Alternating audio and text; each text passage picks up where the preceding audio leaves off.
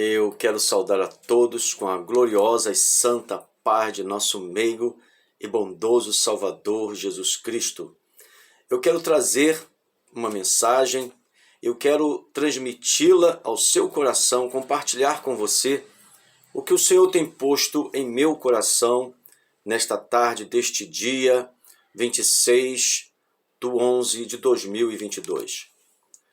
Estou aqui com Romanos capítulo 12, versículo 1, que nos diz assim: Rogo-vos, pois, irmãos, pela compaixão de Deus, que apresenteis os vossos corpos em sacrifício vivo, santo e agradável a Deus, que é o vosso culto racional. Eu quero intitular esta mensagem como Somos apenas mordomos de nossa vida. Você e eu temos uma vida.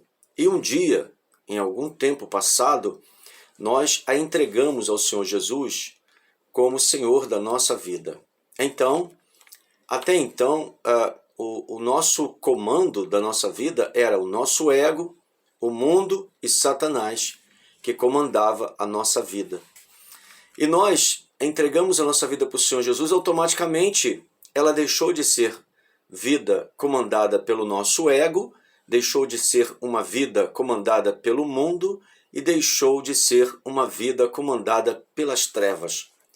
Por esse motivo, Paulo diz: Rogo-vos, pois, irmãos, pela compaixão de Deus, que apresenteis os vossos corpos, quer dizer, sua vida toda, em sacrifício vivo, santo e agradável a Deus, que é o vosso culto racional. Vamos entender isso. Por que sacrifício? Sacrifício vivo. Por que vivo? Porque agora você não está mais morto espiritual, você está vivo ou viva. E essa vida foi dada por Cristo na hora em que você entregou sua vida para o Senhor. Quando você entregou sua vida para o Senhor, você entregou tudo. Então, por exemplo, os seus olhos foram entregues para o Senhor Jesus. Os seus olhos não estão no corpo, então os seus olhos não podem mais serem direcionados para alguma coisa que não é do agrado de Deus. Como, por exemplo, Salmo 101, versículo 3. Não porei coisa má diante dos meus olhos.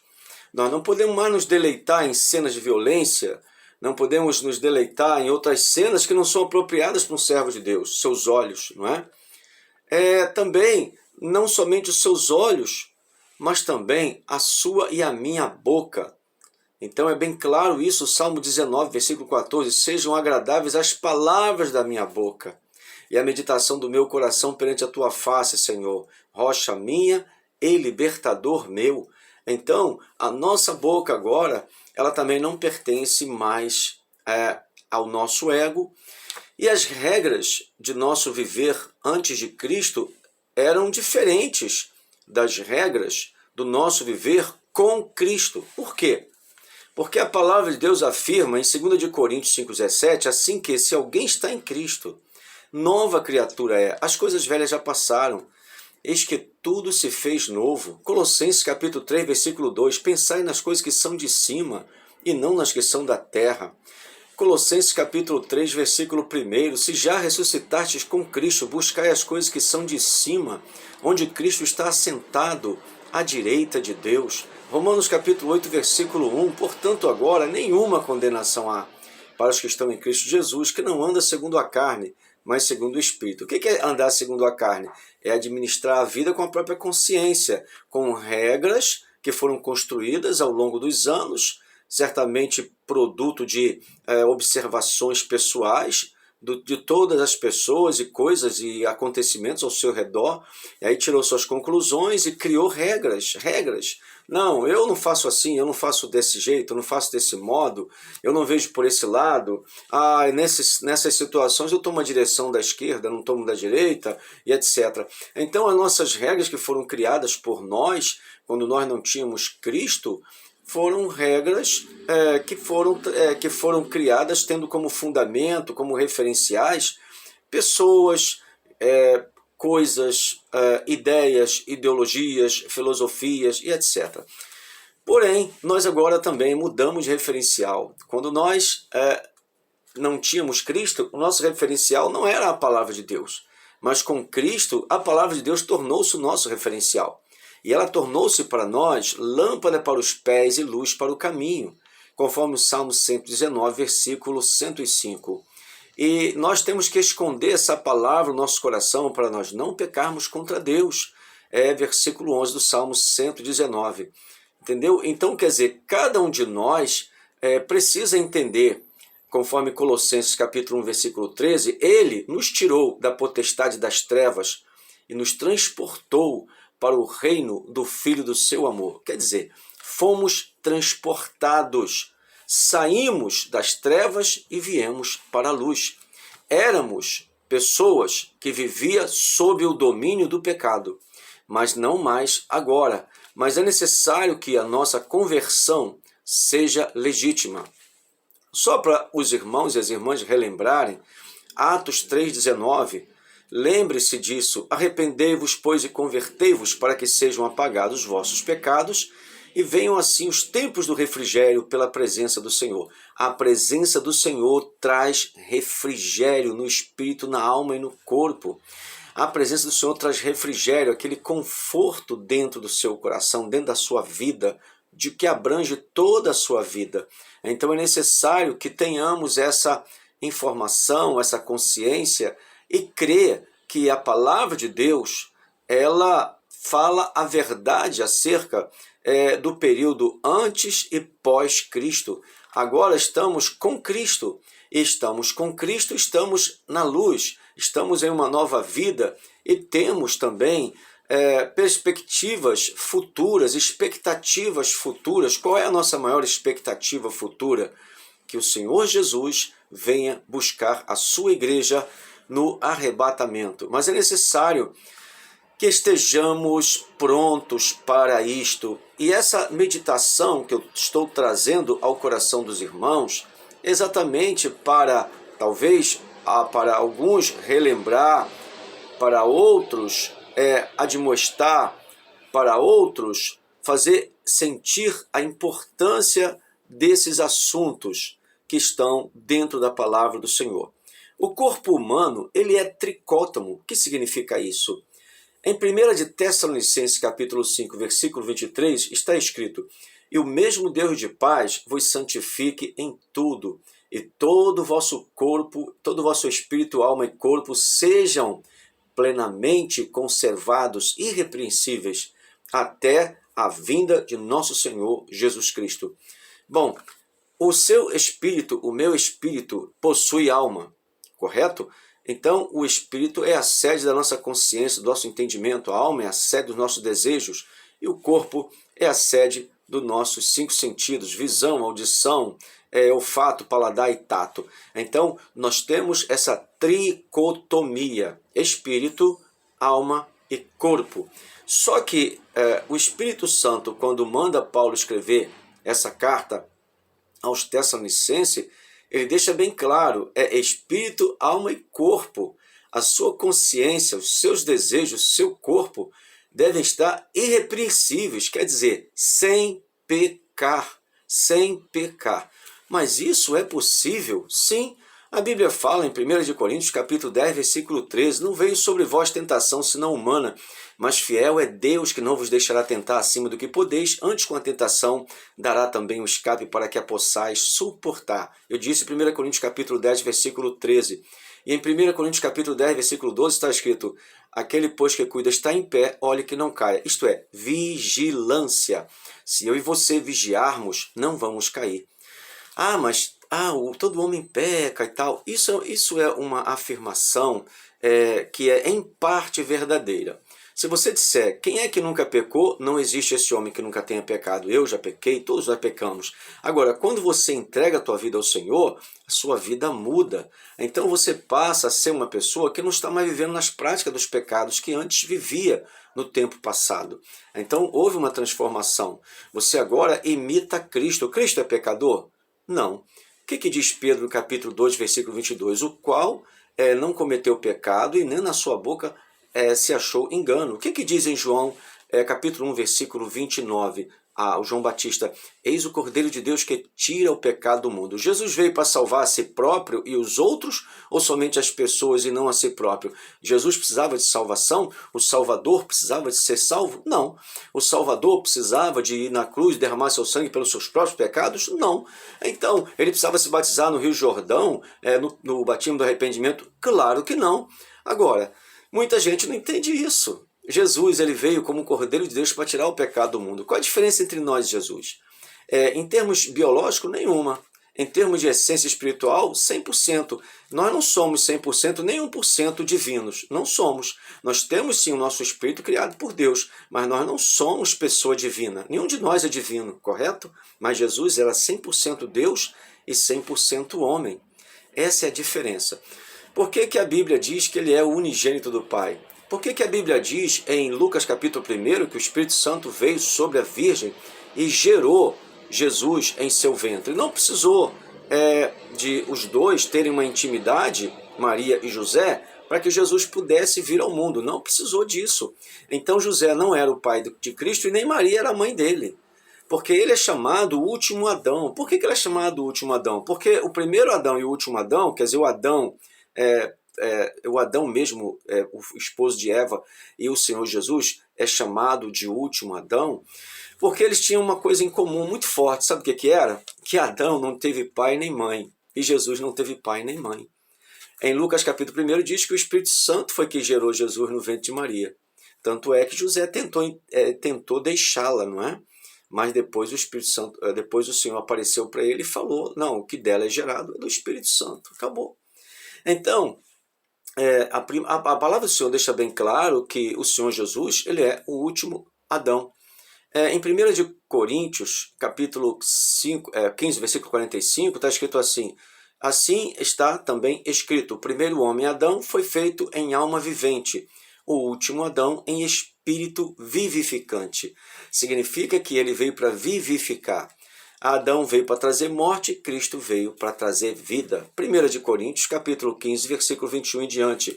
Assim como a morte veio por um homem, a ressurreição dos mortos veio por um homem. Porque assim como todos morrem em Adão, assim também todos serão vivificados por Cristo. Agora, todos morrem em Adão é sério. E tudo é sério, tudo é certo. E sério e certo. Porém, quem é que pode ser vivificado em Cristo? Aqueles que entregam a sua vida ao Senhor. Como está escrito no Salmo 37, versículo 5. Entrega o teu caminho ao Senhor, confia nele e o mais ele fará. Entregar a sua vida ao Senhor é algo que todo homem deveria fazer, mas a grande maioria não faz. Mesmo entendendo quem é Jesus, mesmo ouvindo a pregação evangelística do Evangelho, sendo ministrada por uma pessoa que conheça bem a palavra de Deus, ainda assim, a grande maioria não quer compromisso. Observe que muitas pessoas vão à igreja pedir oração porque elas querem a bênção, elas querem a vitória, elas querem portas abertas, elas querem cura de enfermidade, mas elas não querem compromisso com o Senhor. Quer a bênção do Senhor, mas não querem compromisso com o Senhor da bênção.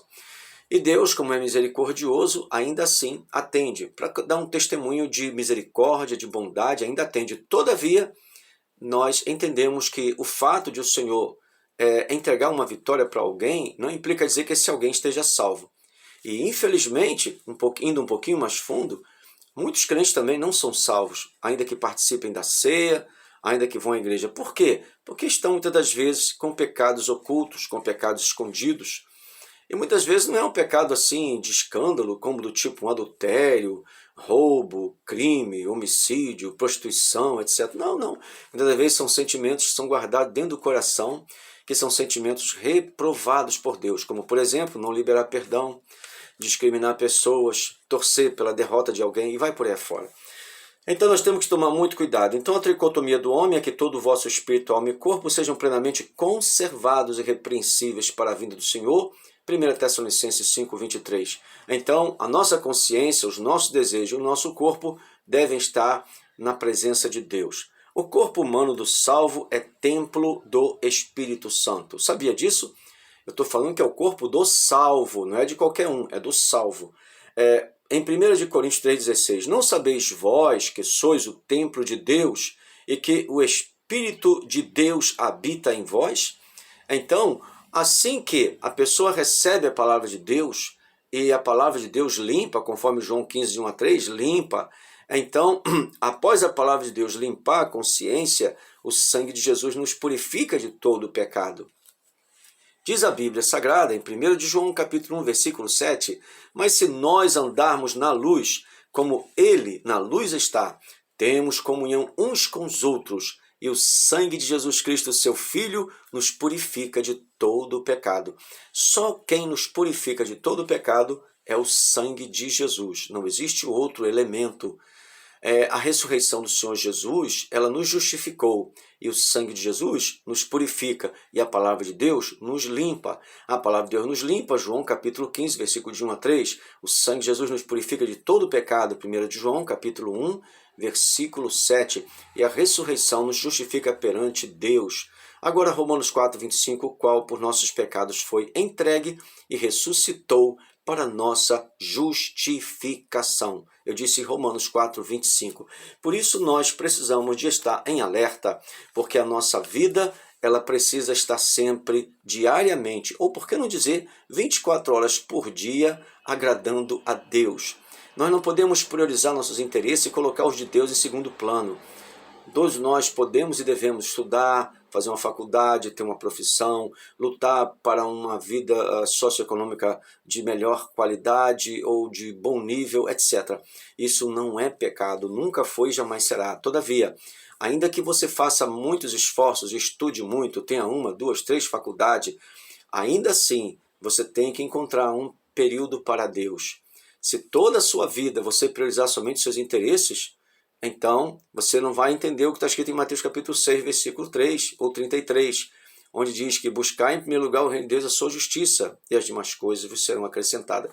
É necessário que entendamos que, mesmo estando no século XXI e tendo uma vida de muito ativismo, na nossa vida profissional, em todas as áreas da vida, não podemos deixar de olhar para o Senhor com um olhar de carinho, de amor, de respeito, de reverência, de adoração e priorizar isto, porque senão vamos estar enxugando gelo.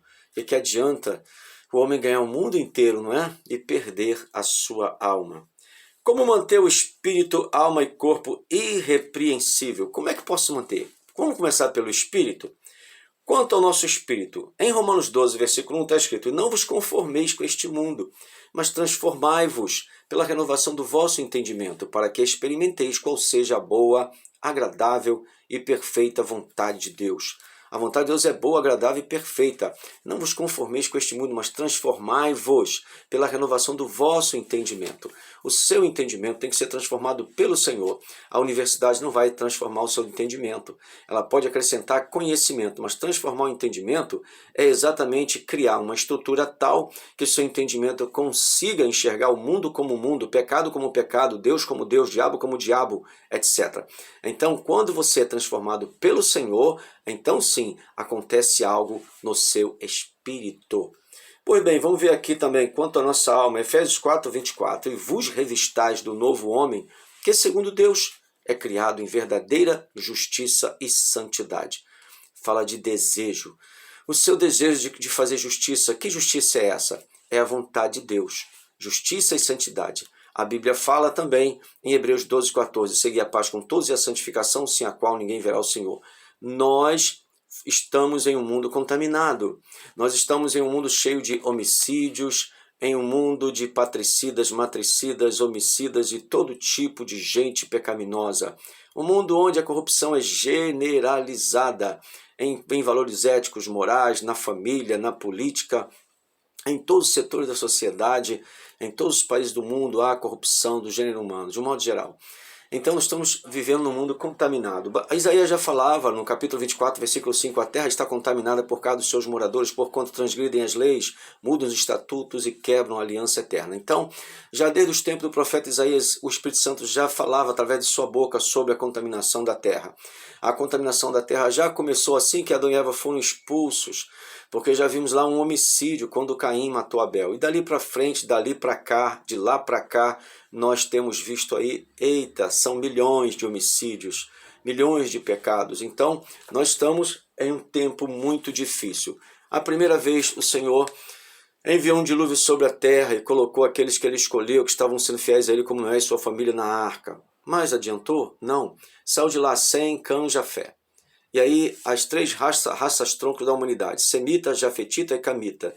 Dos semitas vieram Israel, de Israel veio Jesus, Jesus veio a salvação.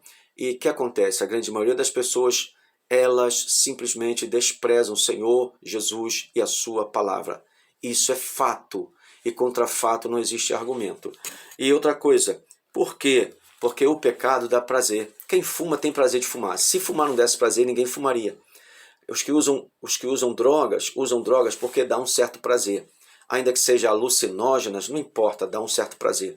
E esse prazer escraviza. A pessoa, quando pensa em Jesus, olha, estou pregando Jesus para uma pessoa que ela é viciada em drogas. Aquela pessoa vai pensar na mesma hora, olha, se eu for crente, eu vou ter que deixar droga. Se eu deixar droga, vou parar de sentir esse prazer. Não quero. Mesma coisa a pessoa que é adúltera. Ah, se eu for crente, eu vou ter que deixar de ser adúltero. Eu gosto tanto de sempre pular uma cerca nova. Tem dia que eu pulo uma cerca rosa, outro dia uma cerca lilás, cada dia uma cerca diferente, mas ele vai gostar. Não. Vai tirar o meu prazer. Eu gosto muito de ter várias mulheres, ou de ter vários homens. Não quero. Fornicação. Ah, quem está na fornicação? Poxa, eu conheci alguém ontem, já fui para um motel com ele, com ela, etc. Então, ele já está acostumado nessa vida de fornicação, de adultério, de prostituição, de lesbianismo, etc. Não é? Então, dá prazer. Sim, dá prazer. Todo pecado dá prazer. E quando a pessoa foca o prazer, dificilmente ela quer saber de Jesus. Por quê? Porque o prazer está na carne.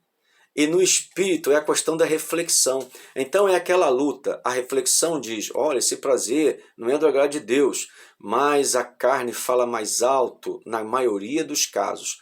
Agora, quando uma pessoa, mesmo tendo prazer no pecado, da bebida alcoólica, do cigarro, das drogas, da prostituição, da fornicação e de outras coisas mais, então ela começa a pensar que Jesus é amor. O Espírito Santo começa a conversar com essa pessoa, conforme está escrito em João 16,8, convencendo essa pessoa do pecado, da justiça e do juízo. Como aconteceu comigo, como aconteceu com milhões de pessoas que hoje estão em Cristo. Então é necessário que saibamos que existe um prazer melhor do que o prazer da carne.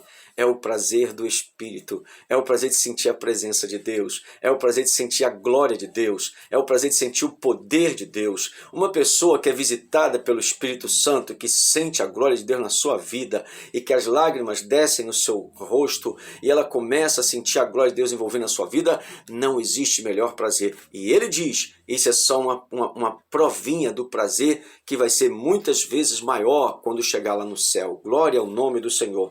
É necessário que tenhamos na nossa vida essa consciência. Não podemos viver de emoções ou de prazeres carnais. Precisamos de ver de reflexão. Alguém de repente chega para você e diz, você precisa tomar esse remédio aqui para matar a sua doença, para acabar com a sua doença. E a doença faz ele sofrer muito. Aí ele pensa, esse remédio é muito amargo, esse remédio é muito ruim. Mas quando ele é reflexivo, fala assim, ele é ruim, mas vai resolver o problema. Ele é ruim, mas vai resolver o problema. Então, quer dizer, é amargo o quê? É amargo fazer a autonegação. O Senhor Jesus falou certa ocasião, quem quiser vir após de mim, negue-se a si mesmo, tome sua cruz e siga-me. A autonegação é a maior luta de um homem, mas o livre-arbítrio te dá condições de você tomar a decisão que é mais apropriada para você, correto? E Jesus é a melhor opção para a nossa vida, porque ele nos dá a vida eterna. João capítulo 17, versículo 3, e a vida eterna é esta, que conheçam a ti só, por único Deus verdadeiro, e a Jesus Cristo a quem enviaste. Qual a promessa do Senhor em relação, assim, quanto ao nosso corpo? Em 2 Timóteo 2, versículo 19, todavia o fundamento de Deus fica firme, tendo este selo. O Senhor conhece os que são seus e qualquer que profere em nome de Cristo aparte-se da iniquidade. A iniquidade é pecado, não importa o tipo de pecado. Então é necessário que nós nos afastemos de lugares, de pessoas, de qualquer coisa ou ambiente que possa nos levar ao pecado, entende? Então às vezes é melhor você ficar como uma pessoa mais tipo eremita e não pecado, que ficar muito popular e cair na gandaia. Não é verdade? Pensa nisso. Qual a promessa do Senhor em relação à vitória sobre o pecado? Romanos 6,14. Porque o pecado não terá domínio sobre vós, pois não estáis debaixo da lei, mas debaixo da graça. A promessa de Deus para os servos de Deus fiéis é que o pecado não vai ter domínio, não vai ter, enquanto você for fiel ao Senhor e der ouvidos à voz do Espírito Santo. Então, meu amado, a vida que Deus te dá e me dá é uma vida nova, uma nova vida em Cristo. Aproveite e esforce-se, seja forte, seja corajoso. Não olhe para trás. Cuidado com as amizades. Se for necessário se afastar de certas amizades, que de repente elas podem mexer com você para você tentar voltar aos pecados antigos, pelo amor da tua própria alma, se afaste. A pessoa mais importante na sua vida tem que ser Jesus. Nem mãe, nem pai, nem filho, nem filha, ninguém pode ser mais importante do que Jesus. O próprio Jesus falou: se alguém amar sua esposa, seu pai, sua mãe mais do que a mim, não é digno de mim. Está escrito na Bíblia, não é opinião minha, ok? Que Deus em Cristo te abençoe e que o Espírito Santo possa realmente falar mais alto em seu coração. Se você puder e quiser, compartilhe essa mensagem, também dê um like, faça um comentário, porque se as pessoas soubessem o quanto é importante refletir nas verdades absolutas da palavra de Deus, elas não perderiam tempo com outras coisas. Que Deus em Cristo te abençoe, em nome de Jesus.